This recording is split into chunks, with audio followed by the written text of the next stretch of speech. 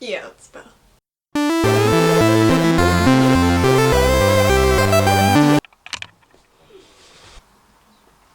Bonding structure and properties of matter. Unlike atoms, charged particles are called ions. They are either positive or negatively charged due to loss or gain of electrons. Ions can be on their own, e.g. Cl-, or in a group, e.g. NO3-. Atoms become ions to gain full outer shells and become more stable. In ionic reactions, where atoms become ions, metals always lose electrons and become positively charged, and non-metals always gain electrons to become negatively charged. Each electron counts as a -1 charge, so losing it makes the ion 1 more positive, but gaining it makes the ion 1 more negative. Ionic bonding is how electrons are most frequently moved about. It only happens between a metal and a non-metal, the metal losing an electron to become positively charged, the non-metal gaining an electron to become negatively charged. Because they are now oppositely charged, the ions are attracted to each other by electrostatic forces called an ionic bond. Groups 1, 2, 6 and 7 usually form ions. Groups 1 and 2 forming positive ions, and groups 6 and 7 forming negative ions.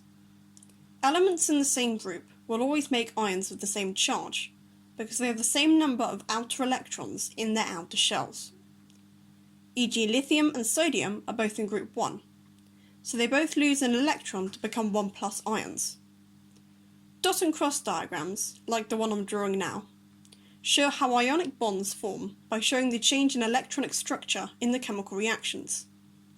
E.g. in magnesium oxide, the magnesium atom gives 2 electrons to the oxygen atom to become a 2+ charge. The oxygen atom then has a 2- charge from receiving the electrons. So they both have full outer shells, and opposite charges are attracted to each other. This still works in the case of other ionic compounds, such as magnesium chloride, or MgCl2, where the magnesium gives 2 electrons to the chlorines, and they take 1 each. So every atom has a full outer shell still. Dot and cross diagrams are good for showing electron movements, but don't show the structural size of the compounds they make.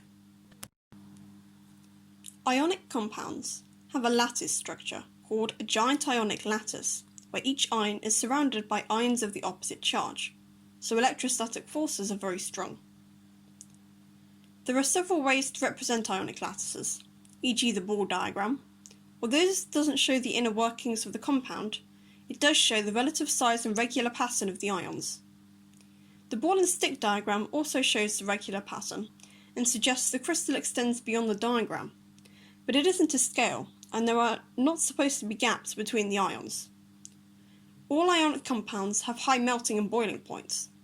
They don't conduct electricity when they're in solids, but when dissolved or molten, the ions are free to carry charge, so they can conduct. An empirical formula is the chemical formula, e.g. MgCl2. This can be worked out for a compound by looking at one of the diagrams above.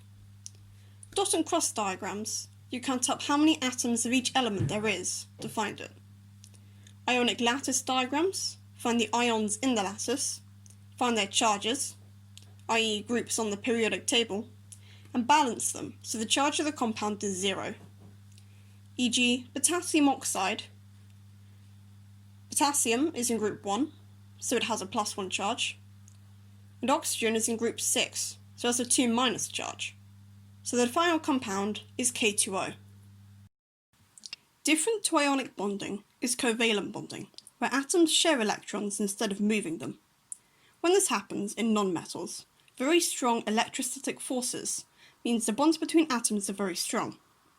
This is why they appear so commonly in nature, e.g. the nitrogen in the air appears diatomically, N2, which is a covalent bond, and the bonds in non-metal compounds, e.g. water.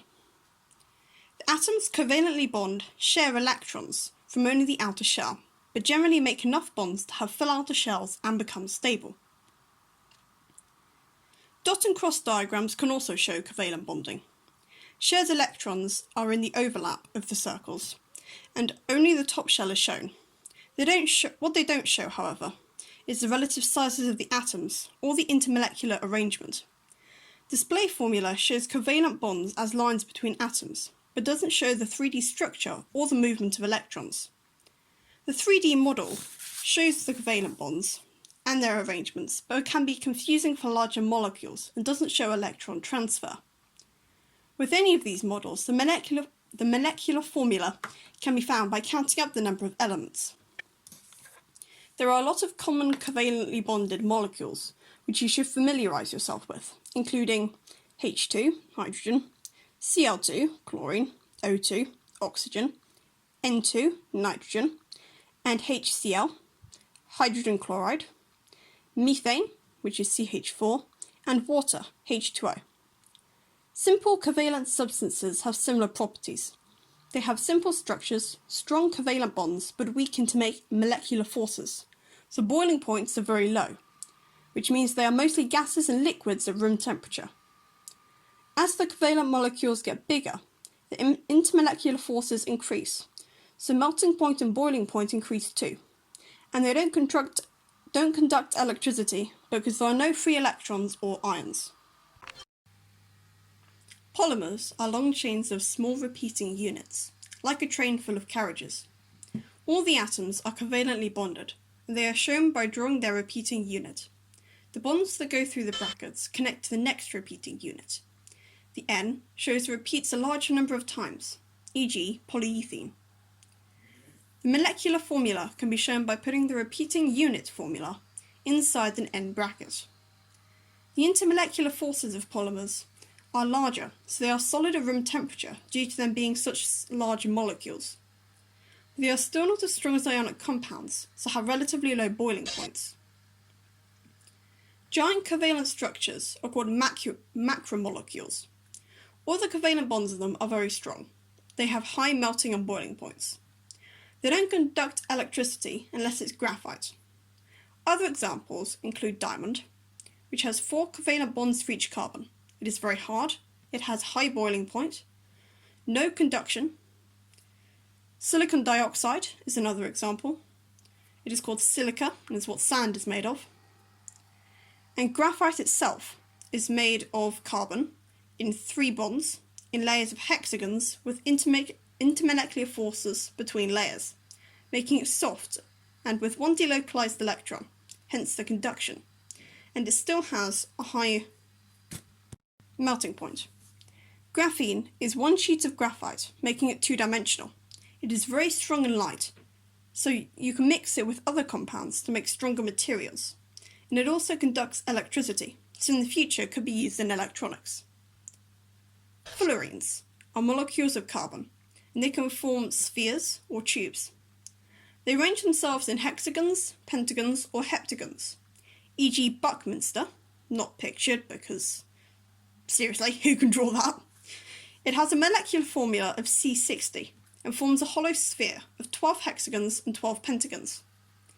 The main use of fullerenes is to cage other molecules, e.g. to deliver a drug inside the body, or their large surface area can improve the efficiency of catalysts in industrial processes. Fullerene tubes, called nanotubes, have a very high length-to-width ratio. They are good conductors and have high tensile strength, i.e. they're stretchy. They could be used in nanotechnology, e.g. electronics, or strengthening materials such as tennis racket frames. Metals also contain giant structures. Electrons in the outer shell are delocalized, so are free to carry charge around the structure. Metals are strong because their positive ions have large electrostatic forces with the negative electrons. This creates a strong metallic bonding in a regular structure. All metals and metal alloys do this, and it makes the metal properties, which include being solid at room temperature, being good conductors, being malleable, and when several metals are joined together, their slightly more irregular structure means they are harder than pure metals. This is all because of the electrons that are free to carry charge, creating stronger bonds. and the regular structure being able to slide over one another, hence it being malleable. There are 3 states of matter which a substance can be in, depending on the material, the temperature and the pressure. The particle theory explains how each state of matter behaves by showing each particle as a small sphere. It doesn't show how strong the bonds are or what type of substance is in which state. Solids have the strongest force of attraction and arrange in a regular lattice. They don't move around, so maintain fixed positions in a definitive shape and volume. The hotter the solid becomes, the more they vibrate until particles break off. In liquids, there is a weak force of attraction, so the particles stick close together but still move around semi-freely. Liquids have a definitive volume but not a shape, so they constantly move with random motion. The hotter the liquid gets, the faster the movement, until they can break away completely. Gases have almost no force of attraction between particles, so they move in random directions with random high speeds. They have no definitive shape or volume, so they fill any container entirely. When they get hotter, they expand, or the pressure increases. Substances change from one state to another. Solid to liquid is called melting, liquid to gas is called boiling, gas to liquid is called condensing, and liquid to solid is called freezing. Temperature is a measure of energy, so in the melting or boiling point it reaches, it means the substances have enough or little enough energy to change state, either by making, weakening, strengthening, or breaking the intermolecular forces between atoms. State symbols tell you what state a substance is in S for solid, L for liquid, G for gas, and AQ for aqueous solution, i.e. dissolved in water. E.g., carbon dioxide, open brackets, G, close brackets, is carbon dioxide in gas form. In an exam, you may be asked to predict the state of a substance at a certain temperature using a melting and boiling point table, e.g. the one shown here. The best way is to draw it out in a number line, either on paper or on your head, and then find where the asked temperature is. If it's in the middle, it's a liquid. If it's on the right, it's a gas. And if it's on the left, it's a solid. Nanoparticles are particles that are very small. Coarse particles are 2,500 nanometers to 10,000 nanometers. Fine particles are 100 nanometers to 2,500 nanometers. And nanoparticles are 1 to 100 nanometers, which is about a few hundred atoms. 1 nanometer equals 0.000000001 meters. Nanoparticles have a large surface area to volume ratio, which means their surface area is much larger than their volume in proportion. This is used for the effectiveness of things like catalysts, delivering drugs into people's bodies, and making tiny electrical circuits. Silver nanoparticles also have antibacterial properties, so can be put onto clothes and deodorant. They are also put into cosmetics to increase moisturize effect without being oily. However, some people are concerned about the long-term consequences of nanoparticles, as the impacts on the human body have not been fully understood. So if they are used in products, they should be clearly labelled. E.g. in suntan lotions, they could give better coverage, but could also get under the skin, and cause harm to the person or to the environment after they're washed off. I have made another mind map. It will also be down below. Thanks for watching, follow for more, see you later.